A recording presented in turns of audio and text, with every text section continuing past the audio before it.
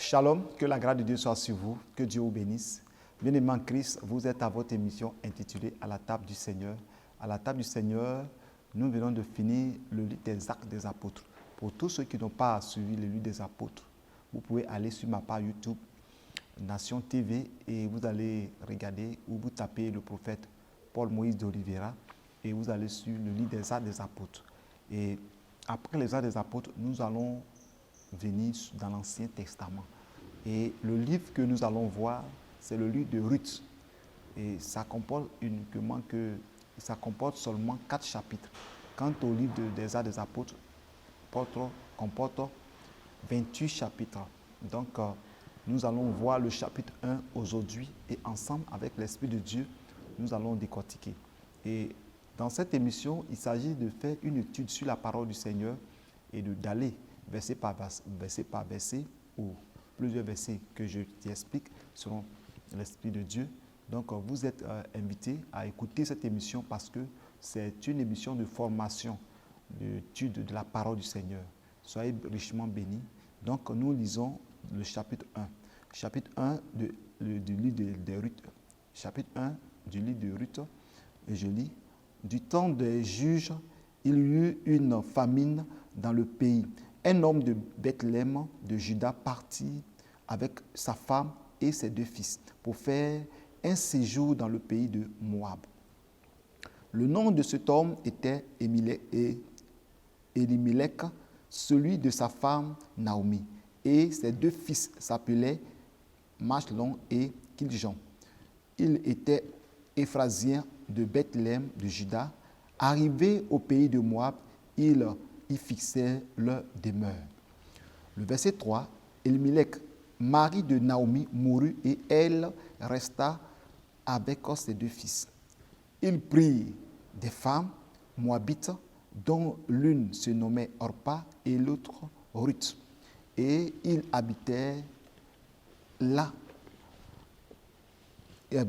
environ 10 ans. Machlon et Kishon moururent aussi tous les 2, et Naomi resta privée de ses 2 fils et de son mari. Puis elle se leva, elle et ses belles-filles, afin de quitter le pays de Moab, car elle apprit au pays de Moab que l'Éternel avait visité son peuple et lui avait donné du pain. Elle sortit du lieu qu'elle habitait, accompagnée de ses 2 belles-filles, et elle se mit en route pour retourner dans le pays de Juda. Bien-aimés, nous allons continuer la lecture de la parole. Et ici, il s'agit de Naomi, de Ruth, d'Orpa, de Elimelech, de Machlon et de Kiljon. Et oui, de Kiljon. Et vous voyez, cet homme habite un Éphrasien, Elimelech, sa femme c'est Naomi et ses 2 fils, puisqu'il y avait la famine, il n'y avait pas à manger, et ils ont quitté le pays, Bethléem de Juda, pour aller dans le pays des Moabites. Comme vous le savez, pour ceux qui ne savent pas, les Moabites sont la descendante de Lot, puisque Lot a eu des enfants avec ses 2 filles, les Ammonites et les Moabites. Et c'est ainsi que cet homme est parti avec sa femme et arrivé là-bas, il est mort, ses 2 fils aussi ont pris des femmes. Et respectivement, la femme de l'un s'appelle Orpa et de l'autre s'appelle Ruth. Et après la mort de leur père, et les 2 fils vont mourir. Et Naomi va rester seule avec ses belles-filles.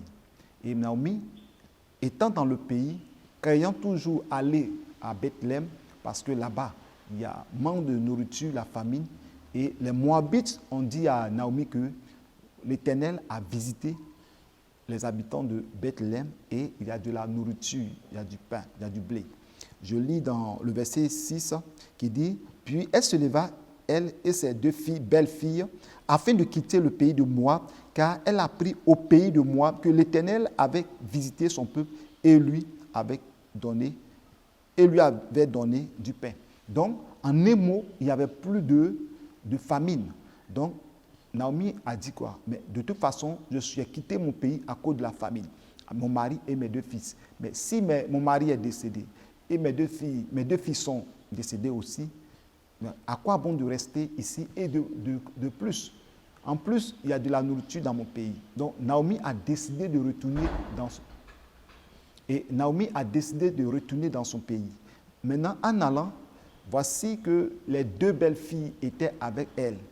Et elle avait décidé, toutes 2, d'aller avec elle à Bethléem, accompagnée de Naomi. Et Naomi qui voit que ce n'est plus possible de pouvoir se remarier, Naomi, elle ne peut plus se remarier, elle va demander à ses belles filles de retourner dans leur pays respectif, dans leur ville respective. Et qu'est-ce qui va se passer? La parole nous dit que Naomi a fait ses propositions et les 2 filles ont refusé catégoriquement de retourner dans leur pays. Mais Naomi va poser certaines conditions et c'est à partir de là que une d'elles va prendre sa décision. Et il s'agit de Orpa. Je peux dire que les 2 ont pris leur décision. Et la décision de Orpa est de retourner dans son pays pour aller vers ses dieux et se remarier. Mais quant à Ruth n'a pas accepté de retourner dans son pays, mais Ruth a accepté de suivre Naomi et ne pas quitter Naomi. Donc, c'est ce que nous allons voir en détail. Et nous prenons le verset 7. Elle sortit du lieu qu'elle habitait, accompagnée de ses 2 belles filles, et elle se mit en route pour retourner dans le pays de Juda. Vous voyez, donc, elles sont sorties du pays. Donc, elles partaient, mais en route. Nous lisons le verset 8 de Ruth chapitre 1. Naomi dit alors à ses 2 belles filles, allez, retournez chacune à la maison de sa mère, que l'Éternel use de bonté envers vous, comme vous l'avez fait envers ceux qui sont morts envers moi. Nous lisons le verset 9. Que l'Éternel vous fasse trouver à chacune du repos dans la maison du mari. Et elle les baisa, elle élevait la voix et pleurait. Vous comprenez? Et quand Naomi a vu ça, elle a vu que ses 2 belles filles étaient déterminées à aller avec elle dans son pays, à Bethléem, en Juda. Et elle a dit, retournez, allez chez vos mères et allez vous remarier. Vous comprenez? Et Naomi va faire ceci et les 3 vont commencer à pleurer. Et elle les a embrassés, elle a donné des baisers. Mais quelque chose va se passer. Le verset 10 nous dit quoi? Et elle lui dit, non, nous irons avec toi vers ton peuple. Vous voyez que dès le départ, les 2 vont décider de suivre Naomi. Orpa dit, j'irai avec toi dans ton pays. Ruth dit, j'irai avec toi dans ton pays. Vous voyez? Et Naomi va maintenant poser des conditions et montrer pourquoi Naomi ne veut pas que ses 2 belles filles la suivent. Parce qu'elle sait que ce n'est pas facile de la suivre, parce qu'elle ne peut pas donner des enfants. Donc, quand nous lisons le verset 11, parce qu'il doit falloir dire des paroles pour voir réellement est-ce que ces filles sont déterminées, ces belles filles sont déterminées. Mais dans le cœur de Naomi, ce n'est pas pour les tenter, mais elle a exprimé le désir de son cœur envers ses sœurs, envers ses belles filles, parce qu'elle veut du bien de ses belles filles. Quand nous lisons le verset 11, Naomi dit, retournez mes filles, pourquoi viendrez-vous avec moi? Ai-je encore dans mon sein des fils qui puissent devenir vos maris? Vous voyez que Naomi va présenter une situation en face de ses 2 filles. Et Naomi va dire quelque chose qui est véridique, qui est vrai. Naomi va dire quoi? Retournez, allez dans vos pays. Vous comprenez? Parce que où je suis, j'ai la force pour faire encore des fils. Retournez, mes filles, allez, je suis trop vieille pour me remarier. Et quand j'irai, j'ai de l'espoir. Et quand je dirai, j'ai de l'espérance, quand cette nuit même, je serai avec un mari et que j'enfanterai des fils, Attendrez-vous pour cela qu'ils eussent grandi? Refuserez-vous pour cela de vous remarier? Donc, Naomi va dire une chose. Mes belles filles, vous voulez me suivre. Où je suis déjà vieille. Maintenant, même si je pouvais même faire enfant et que j'ai des enfants, est-ce que c'est sûr que des enfants qui vont naître seront des hommes pour que vous puissiez les marier des fils? Et encore, si ce sont des fils qui vont naître de mes entrailles, est-ce que vous allez attendre jusqu'à ce que ces fils-là grandissent pour vous marier? Vous voyez? Et c'est la vérité. Elle va ajouter au verset 13 de Ruth chapitre 1. Attendez-vous pour cela qu'ils eussent grandi, refusez-vous pour cela de vous marier. Oui, le verset 13, on a déjà lu ça. Et nous continuons. Le verset 13. Non, mes filles, car à cause de vous, je suis dans une grande affliction de ce que la main de l'Éternel s'est étendue contre moi. Voilà. Donc elle dit, mais écoutez, à cause de vous, je vois que la main de l'Éternel est contre moi. Parce qu'aujourd'hui, c'est comme si je vous ai condamné. Vous ne pouvez pas, vous avez eu des maris, le mari est mort et à cause de moi, vous ne pouvez pas me quitter et vous êtes attachés. Allez-y, vous remariez. Le verset 14 nous dit, et elle élevait la voix et pleurait encore. Orpa baisa sa belle-mère, mais Ruth s'attacha à elle. Et voici la situation qui s'est présentée. Et quand cette situation, elle a présenté des situations vraiment qui sont vraies, la vérité, pour dire que si vous voulez me suivre, aujourd'hui, je suis vieille. Ce n'est pas sûr que je peux avoir un mari pour me marier. Même si j'ai un mari pour me marier, il y a encore un autre problème. Ce n'est pas sûr que je peux faire des fils. Ok, si je fais des fils aussi, vous ne pouvez pas attendre pendant combien d'années ils vont grandir jusqu'à ce que vous allez vous marier. En ce moment même, vous allez vieillir. Donc, je pense que ce n'est plus la peine de me suivre. Allez chez vous, allez dans votre famille, allez vous remarier, je rentre chez moi. Et quand elle a dit ça, elle a présenté tout cela et lorsque nous voyons, tout est vrai. Et qu'est-ce qui va se passer? Orpa va la baiser et Orpa va lui donner une baiser. Orpa va la quitter et elle va prendre la route pour partir. Parce que ce que Naomi vient de dire, c'est tellement la pure vérité que franchement, si elle suit cette dame, elle ne pourra pas se marier. Elle suit sa belle-mère, elle ne pourra pas se marier. Donc, elle a décidé de retourner. Mais quand elle a décidé de retourner, quant à Ruth, Ruth va rester. Donc, nous lisons le verset 15. Naomi dit à Ruth, « Voici ta belle-sœur est retournée vers son peuple et vers ses dieux. Retourne comme ta belle-sœur. » Vous voyez? Donc, elle dit, mais tu vois, elle s'en va. Mais toi, tu es là. Il faut retourner. Parce qu'elle retourne vers son peuple et vers ses dieux. Ici, Naomi était en train d'expliquer quelque chose de très important. Et vous voyez que Naomi sait que le Dieu des Moabites n'est pas le Dieu des enfants d'Israël. C'est un Dieu des dieux des statues, des dieux qui ne bougent pas, des dieux qui ont des oreilles qui n'entendent pas, des dieux qui ont des yeux mais qui ne voient pas. En un mot, des dieux en bois, des dieux en bronze, des dieux en terre, des esprits, des démons qu'ils invoquent. Mais quant à Naomi, Naomi sait que depuis Abraham jusqu'à leur génération, c'est l'Éternel, le Dieu Tout-Puissant qu'ils adorent, le Créateur du ciel et de la terre, le véritable vrai Dieu. Donc, elle décide d'aller dans son pays, retourner dans son pays, pour aller dans son pays et aller adorer son Dieu. Donc, au moment que ses enfants étaient au milieu d'eux, ils étaient mariés, mais ils étaient mariés dans un pays païen, vous comprenez? Et avant d'arriver sur Ruth, je vais vous expliquer quelque chose. Vous voyez, parfois il y a des situations qui arrivent dans nos vies, et à une situation, à un endroit, qu'on trouve que l'endroit que nous sommes n'est pas approprié. L'endroit n'est pas approprié. Et là, il y a trop de malheur, il y a trop de souffrance, il y a trop de preuves. Donc, je vais quitter cet endroit. C'est la même chose que le mari de Naomi, Elimelech a décidé de quitter en laissant ses parents. Elimelech va chercher un endroit de refuge à cause de la famine. Mais quand il est parti avec sa famille, lui-même, il est mort, ses deux fils sont morts. Parfois, dans la vie, lorsque nous sommes dans une situation qui est difficile, nous devons toujours demander la volonté de Dieu. Est-ce, Seigneur, parce qu'à leur époque, il y avait des prophètes, mais Elimelech n'a pas consulté Dieu pour savoir, c'est vrai qu'il y a la famine, mais est-ce que je dois rester dans mon pays ou je dois partir ailleurs pour ne pas mourir de faim? Elimelech n'a pas consulté Dieu, mais il est parti, il est mort, ses deux fils sont morts et Naomi est restée veuve et elle a perdu ses 2 fils. Vous comprenez? Donc, je dis à quelqu'un, si tu es dans un endroit, dans une église, tu es dans un village, dans un endroit quelque part où tu es, si tu veux trouver la situation, les difficultés qui sont dans cet endroit, que tu veux quitter, il faut demander la volonté de Dieu.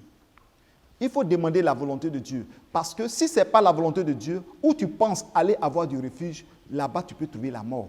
Vous voyez qu'il a fui la famine, sous prétexte que la famine pouvait les tuer.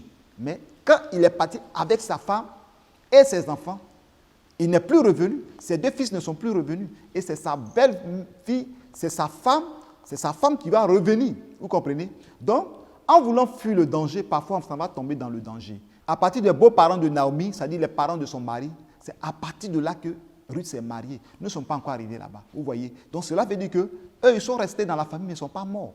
Beaucoup sont restés, mais ne sont pas morts. L'Éternel les a gardés. Vous voyez? Mais eux, ils ont décidé de quitter. Mais en quittant, ils ne sont pas tombés dans le malheur. C'est pourquoi je te dis, frère, sœur, toi qui m'entends, toi qui m'écoutes, tu es quelque part dans une église, quelque part dans une famille, quelque part dans une assemblée. On ne t'a pas chassé, on ne t'a pas dit de partir, mais tu trouves que ce lieu où tu es n'est pas approprié.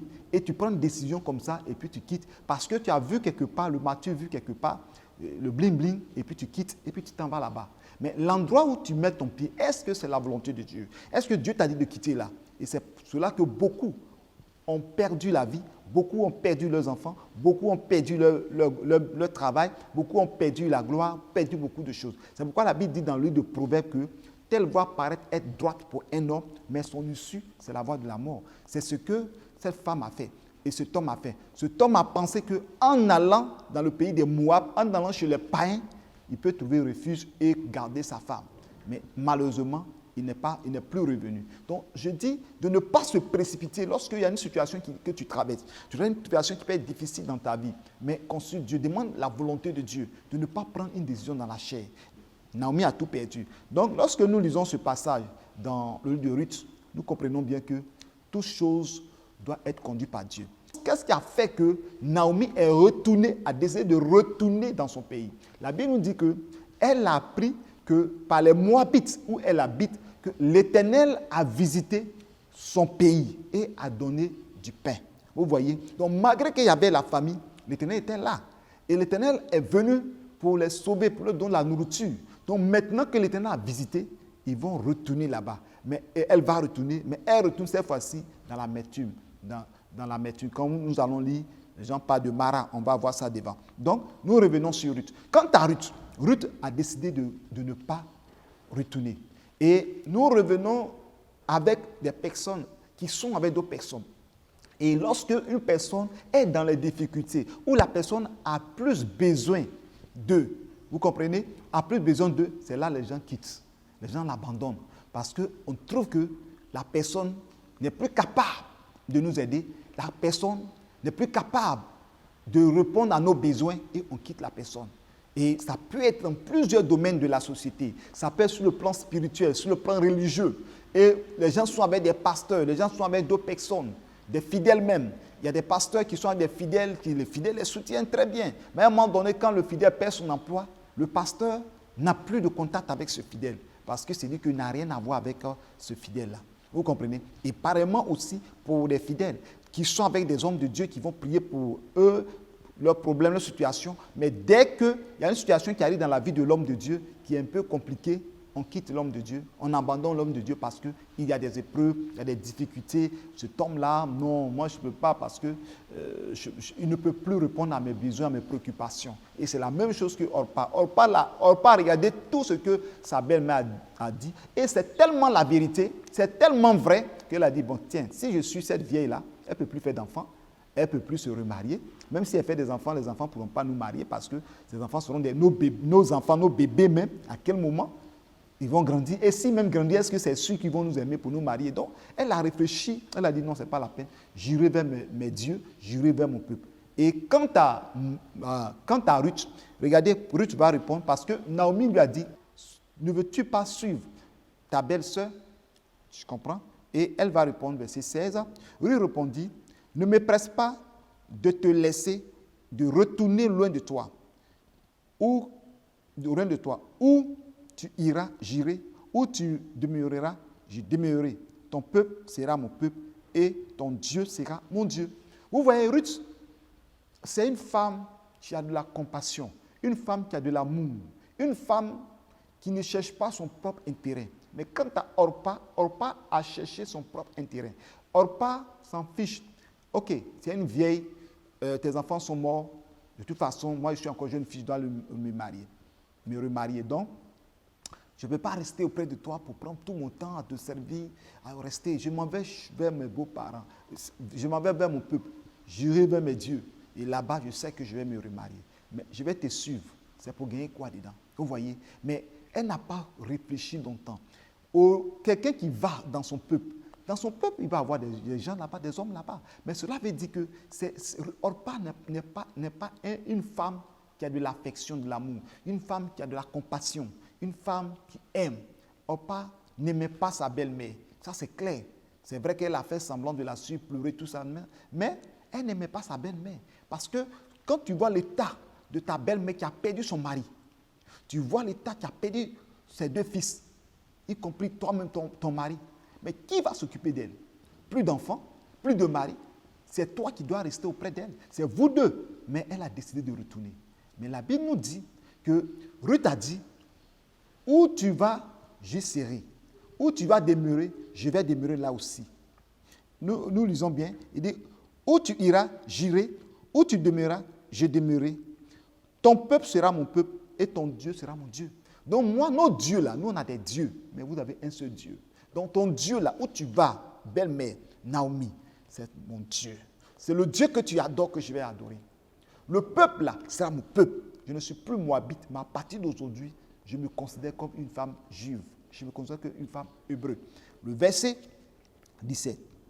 Où tu mourras, je mourrai. Vous comprenez? Et même elle va plus loin. Il dit, où tu mourras, je mourrai. Où tu vas mourir, je vais mourir là. Je serai enterré, j'y serai enterré, que l'Éternel me traite dans toute sa rigueur, si autre chose que la mort vient à me séparer de toi. Amen. Vous voyez? Donc, voici que Ruth va dire des paroles fortes. Où tu vas mourir, c'est là que je vais mourir. Où on va t'enterrer, on va m'enterrer là. Si tu meurs, je serai là. Le jour où on va m'enterrer, on dit voilà la tombe de Naomi et la tombe, et moi aussi je meurs, voici la tombe de Ruth. À partir d'aujourd'hui, je quitte. Et je te dis, pour te rassurer, si ce n'est pas la mort qui va nous séparer, que moi, Ruth, je prends la décision de me séparer de toi, que l'Éternel me juge, me traite dans toute sa rigueur, qu'il soit jugé par Dieu. Vous voyez, les paroles de Ruth étaient des paroles fortes. Et Ruth vient de poser un acte, on appelle l'acte d'alliance. Dès l'instant, ces paroles qu'elle a fait sortir de sa bouche, a contracté une alliance avec sa belle-mère. Dès l'instant, les paroles qu'elle a contractées par sa parole, à partir de l'instant, Ruth n'est plus moabite, mais Ruth est devenue automatiquement, selon la parole qu'il vient de déclarer, pour dire que ton peuple sera mon peuple. Donc je ne suis plus moabite, mais je suis juif. Ton Dieu sera mon Dieu. Je ne suis plus nos dieux, mais je suis ton Dieu, le Dieu d'Abraham, d'Isaac, le Dieu de Jacob. Ce Dieu des prophètes que tu m'as parlé, c'est ce Dieu-là que je vais suivre. Donc quand nous écoutons cela, qu'est-ce qui a motivé Ruth à suivre sa belle-mère? C'est à cause de ce que le témoignage, de ce que peut-être son mari a rendu témoignage, ou son beau-père, ou sa belle-mère a rendu témoignage de leur Dieu qu'ils adorent. Comment il est puissant, comment il opère des miracles, comment il a fait des grandes choses. Vous comprenez? Comment il a fait traverser le peuple juif, les Hébreux, de la mer Rouge. Et tout cela, ça a été un plaisir, une joie. Et ça a poussé Ruth à rester avec elle. Parce que non seulement il y a l'amour de belle-mère qui est là pour ne pas la laisser mourir seule, et encore, elle croit au Dieu de Naomi, en disant que ton Dieu sera mon Dieu et ton peuple sera mon peuple. Mais quant à Orpa, Orpa n'a pas posé toutes ces paroles, Orpa a pris son chemin. Vous comprenez? Et nous lisons le verset 18. Naomi, la voyant décidée à aller avec elle, c'est ça, ses instances. Donc, malgré ça, Naomi l'empêchait. Mais quand Naomi a vu toutes ces paroles fortes, toutes ces déclarations fortes, Naomi dit non, c'est bon, j'ai compris, nous allons partir. Et lorsque Naomi est arrivée, nous lisons au verset 19, elle fit ensemble le chemin jusqu'à leur arrivée à Bethléem. Et vous voyez, c'est la ville où Jésus est né. Tout ça, c'est le message prophétique. Et lorsqu'elle entrait dans Bethléem, Toute la ville fut émue à cause d'elle, et les femmes disaient, n'est-ce là Naomi? Et elle leur dit, ne m'appelez pas Naomi, appelez-moi Mara, car le Tout-Puissant m'a rempli d'amertume. J'étais dans l'abondance à mon départ, et l'Éternel me ramène les mains vides. Pourquoi m'appelleriez-vous Naomi, après que l'Éternel s'est prononcé contre moi, et que le Tout-Puissant m'a affligé? Ainsi revint du pays de Moab Naomi et sa belle-fille, Ruth, la Moabite. Elle arrivait à Bethléem au commencement de la moisson des orges. Vous voyez, donc c'est ainsi que les deux ont fait le chemin ensemble. Ils sont arrivés, et quand ils sont arrivés, c'était le temps de la moisson. La parole de Dieu dit que Dieu a visité les habitants de Bethléem. Il y avait la nourriture, et c'était au temps même de la récolte, de la moisson.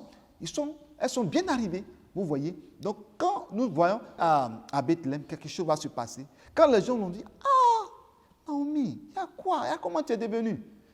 Elle dit, ne m'appelle plus Naomi, appelez-moi Mara. Mara veut dire amertume. Mara veut dire souffrance. Je suis quitté ici avec mon mari, dans l'abondance, avec tout ce qu'on avait. Mon mari, mes 2 enfants. Mais regardez comment je suis revenu. Je suis revenu vide. J'ai perdu mon mari, j'ai perdu mes 2 fils. J'ai tout perdu. Et ces femmes regardent auprès de Naomi. Il y a une jeune fille, qui est là. Vous comprenez?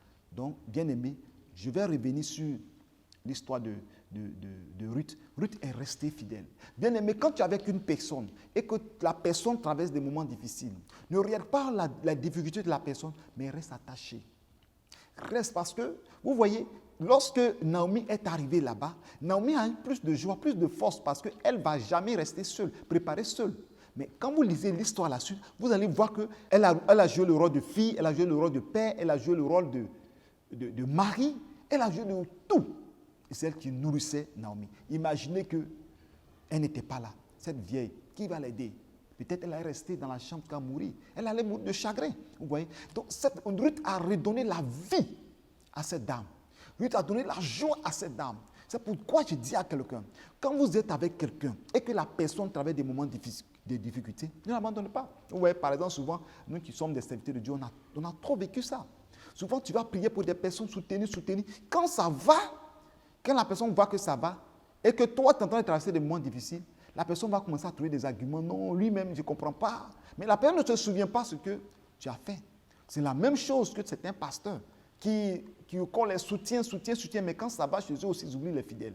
Tout ça, ce n'est pas bien. Nous devons comprendre que le Seigneur nous a appelés dans l'amour.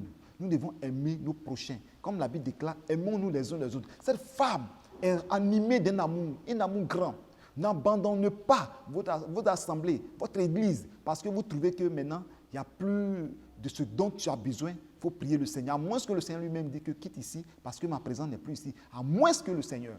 Mais la plupart, beaucoup abandonnent les pasteurs, beaucoup abandonnent leurs parents, beaucoup abandonnent les tuteurs, beaucoup abandonnent beaucoup de personnes, des gens, et puis ils les abandonnent parce qu'ils trouvent que maintenant ça va. Ou bien cette personne ne va rien apporter dans ma vie. Si je reste, qu'est-ce que je vais gagner? Je ne vais rien gagner. Et d'autres abandonnent comme ça. Et ils quittent, ils s'en vont. Vous allez comprendre que l'histoire de Naomi est une histoire réelle, une histoire vivante, que chacun de nous, parce que le Seigneur voulait nous interpeller sur quelque chose, l'amour, l'attachement. Donc l'attachement de Ruth va créer une situation spirituelle que Dieu va bénir par son acte, par son comportement, va bénir Ruth. À la longue, vous allez voir que Ruth va sortir des enfants jusqu'à la lignée de David jusqu'à Jésus-Christ. C'est une bénédiction. Bien aimés, nous allons nous arrêter là pour aujourd'hui. Nous allons nous arrêter là pour aujourd'hui. Et par la grâce de Dieu, nous verrons le chapitre 2 de Ruth. Que le Seigneur vous bénisse. Shalom. À la prochaine fois.